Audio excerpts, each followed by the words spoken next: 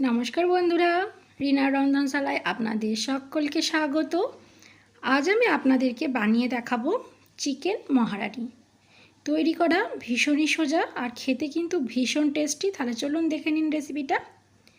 দেখুন, তার জন্য এখানে আমি 1 কেজি চিকেনকে খুব ভালো করে ধুয়ে জল ঝরিয়ে নিয়েছি। এবার চিকেন ম্যারিনেট করে নেব। তার জন্য প্রথমে আমি দিয়ে দিচ্ছি 1 চামচ নুন, দিয়ে দিচ্ছি 1/2 চামচ গোলমরিচ গুঁড়ো, আর দিয়ে দিচ্ছি এখানে 1 চামচ আদা রসুন বাটা, আর দিচ্ছি এখানে 5 চামচ ফেটিয়ে রাখা টক দই দিয়ে এবার সমস্ত কিছুকে দিয়ে চিকেনটাকে আমি খুব ভালো করে মাখিয়ে নিয়ে এটাকে আমি আধা ঘন্টার জন্য ম্যারিনেশনে রেখে দেব।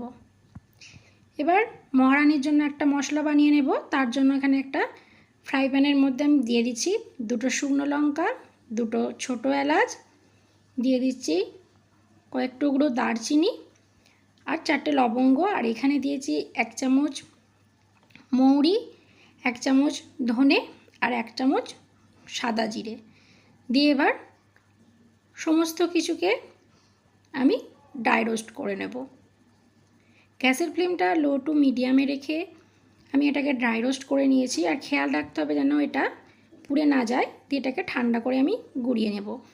আর এধারে একটা মশলা তৈরি করে নিচ্ছি। তার জন্য দিয়ে দিচ্ছি আদা রসুন, কয়েকটা কাজু বাদাম, আর দিয়ে দিচ্ছি 4টে ভেজানো আমন্ড, আর খোসাটাকে ছাড়িয়ে দিয়েছি।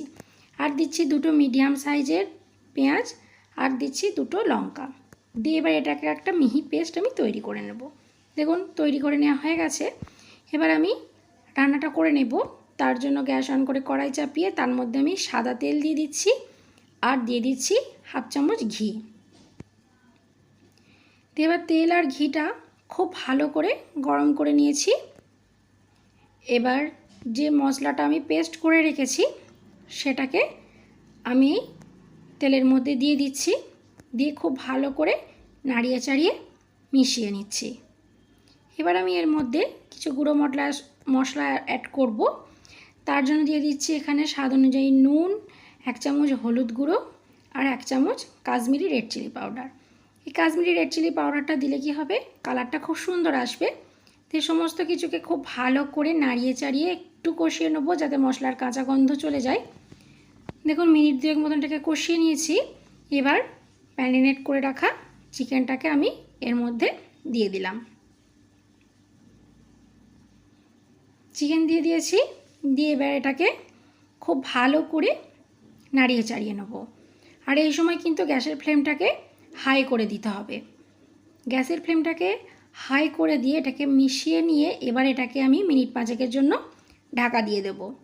দেখুন, মিনিট 5 পর আমি ঢাকাটা খুলেছি, আর ঠিক করকম জল বেরিয়েছে চিকেনটা থেকে, আপনারা দেখেই বুঝতে পারছেন।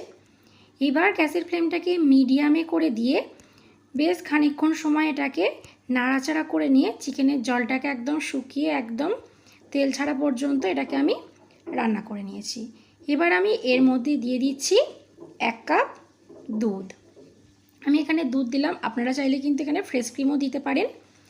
দিয়ে এটাকে মিনিট 4-5 মতন খুব ভালো করে ফুটিয়ে নিয়েছি। চিকেন খুব ভালোভাবে সেদ্ধ হয়ে গেছে।